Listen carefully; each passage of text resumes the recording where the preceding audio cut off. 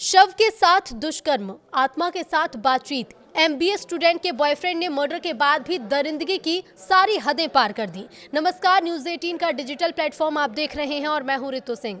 मध्य प्रदेश के द्वारकापुरी थाना क्षेत्र में युवती की निर्मम हत्या मामले में हर दिन नए खुलासे हो रहे हैं। इंदौर के द्वारकापुरी थाना क्षेत्र में अंकल गली स्थित एक फ्लैट से 13 जनवरी को 24 साल की एमबीए की छात्रा का नग्न अवस्था में शव उसके सहपाठी के किराए के घर से बरामद हुआ था। उसके गर्दन पर रस्सी के निशान भी मिले। मध्य प्रदेश के इंदौर के द्वारकापुरी थाना क्षेत्र में युवती की निर्मम हत्या मामले में लगातार पुलिस की जांच में नए खुलासे हो रहे हैं। बता दें कि इंदौर के द्वारकापुरी थाना क्षेत्र में एक अंकल गली है, जहां एक फ्लैट से 13 जनवरी को 24 साल की एमबीए की छात्रा का शव संदिग्ध अवस्था में मिला। नग्न अवस्था में छात्रा का शव मिला और उसके जो क्लासमेट था उसके किराए के घर से शव बरामद किया गया। छात्रा की गर्दन पर रस्सी के निशान थे। लड़के के फ्लैट से जब तेज बदबू आई तो आसपास के लोगों ने पुलिस को इस मामले की सूचना दी, जिसके बाद मौके पर पहुंची पुलिस ने लड़की का शव उसके फ्लैट से बरामद किया। लड़की के माता पिता ने गुमशुदगी की रिपोर्ट भी दर्ज कराई थी। जानकारी के मुताबिक गुमशुदगी की रिपोर्ट 11 फरवरी को पंडरीनाथ थाने में उसके माता पिता ने दर्ज कराई थी। पिता ने बताया था कि 10 फरवरी को उन्होंने बेटी को कलेक्टर ऑफिस के सामने छोड़ा था, जिसके बाद से वो लापता थी। पुलिस ने आरोपी को गिरफ्तार कर लिया है। जब मामले की जांच की गई तो सामने आया कि जिस फ्लैट से युवती का शव बरामद हुआ वो फ्लैट उसके बॉयफ्रेंड पीयूष धामनोतिया ने किराए पर लिया था। पुलिस ने आरोपी को मुंबई से गिरफ्तार कर लिया है। पूछताछ में आरोपी ने चौंकाने वाले खुलासे किए। उसने बताया कि उसका युवती के साथ लंबे समय से प्रेम संबंध था, लेकिन शादी को लेकर परिवार के इनकार से दोनों में विवाद था। घटना वाले दिन दोनों फ्लैट पहुंचे, दोनों के बीच शारीरिक संबंध बने। बाद में शादी की बात को लेकर झगड़ा हुआ। पुलिस कस्टडी में मौजूद आरोपी से पूछा गया कि उसने अपनी गर्लफ्रेंड को क्यों मारा, तो आरोपी ने कहा जो होना था हो गया, उसे कोई पछतावा नहीं है।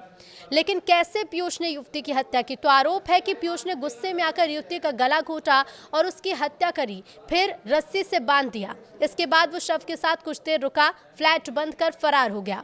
आरोपी ने उसके हाथ पैर बांध दिए और उसे चीखने से रोकने के लिए उसके मुंह में प्लास्टिक ठूस दिया था। Deputy commissioner of police Krishan Lal Chandani ने कहा कि दोनों एक दूसरे को करीब 1 साल से जानते थे और रिलेशनशिप में थे। बताया जा रहा है कि आरोपी इनसिक्योर था और शादी को लेकर अक्सर झगड़ा करता था। उसे शक था कि वो दूसरे युवकों से बात करती है और इस बात से वो परेशान था और शादी का दबाव बना रहा था। शादी को लेकर ही बहस हुई जो जानलेवा साबित हुई। 10 फरवरी को आरोपी कथित तौर पर महिला को किराए के कमरे में अपने झगड़े सुलझाने के लिए ले गया। पुलिस ने कहा कि दोनों के बीच फिजिकल रिलेशन थे, लेकिन शादी को लेकर फिर से बहस शुरू हुई। गुस्से में आकर उसने कथित तौर पर रस्सी से उसका गला घोटा।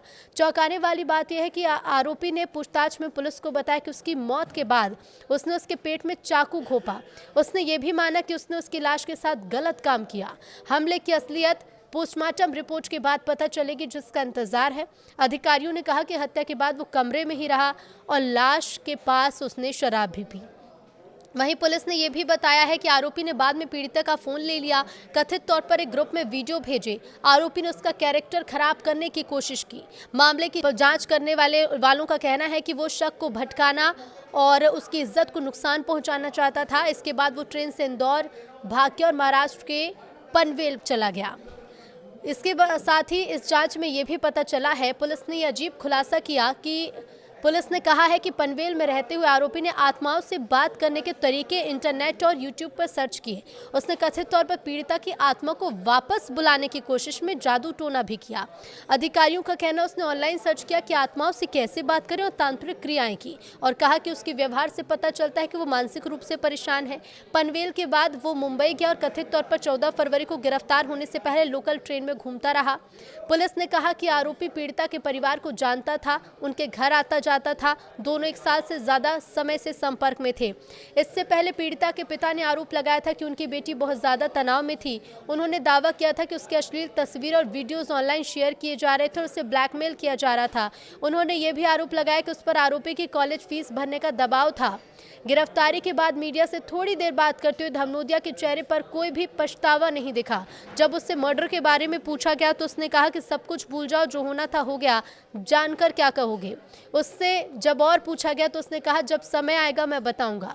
इधर पुलिस ने कहा है कि जांच के तहत डिजिटल सबूत, कॉल डिटेल रिकॉर्ड और फॉरेंसिक जांच की जा रही है।